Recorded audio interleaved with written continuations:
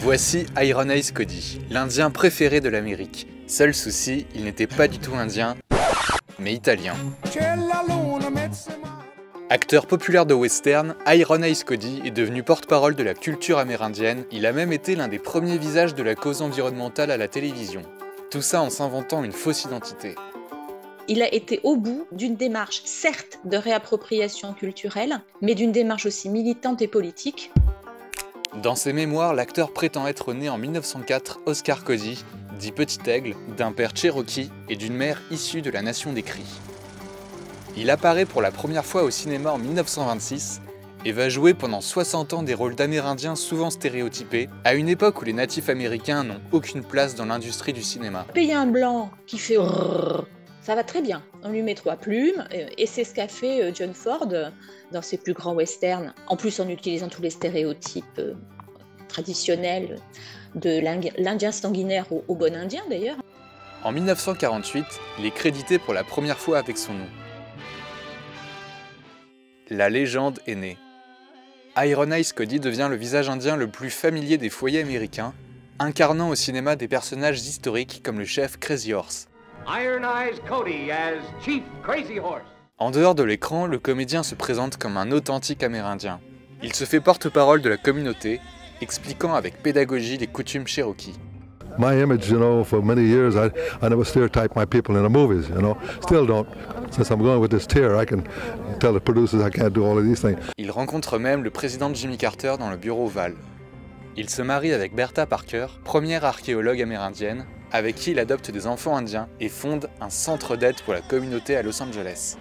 En 1971, un spot publicitaire débarque sur les écrans de télévision.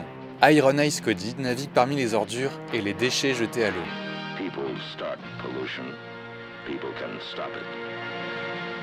Cette larme sur un visage si stéréotypique et si souvent représentée comme la force tranquille, cette larme, elle a changé beaucoup de choses dans la représentation et dans le regard américain. Ça fait vraiment ressurgir une culpabilité nationale.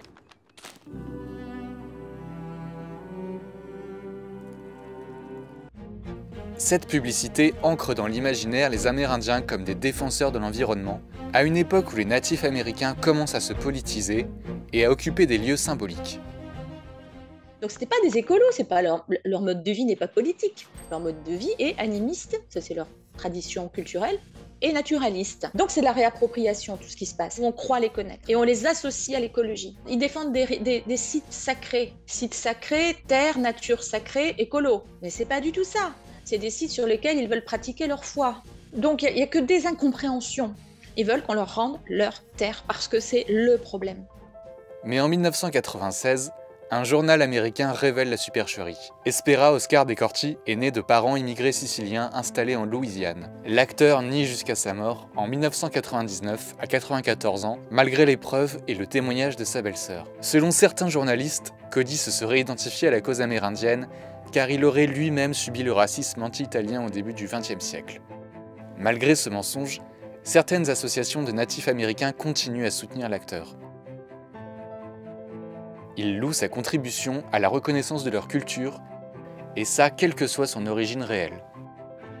Les Cherokees, dont ils se revendiquaient, c'est une nation inclusive, c'est-à-dire même si vous n'êtes pas né Cherokee, mais que vous vivez avec les mœurs, les éléments culturels de la nation Cherokee, vous pouvez être intégré et accepté par le conseil tribal. En 2019, Wes Studi, un acteur d'origine Cherokee, est devenu le premier acteur amérindien à recevoir un Oscar depuis la création de la cérémonie en 1929.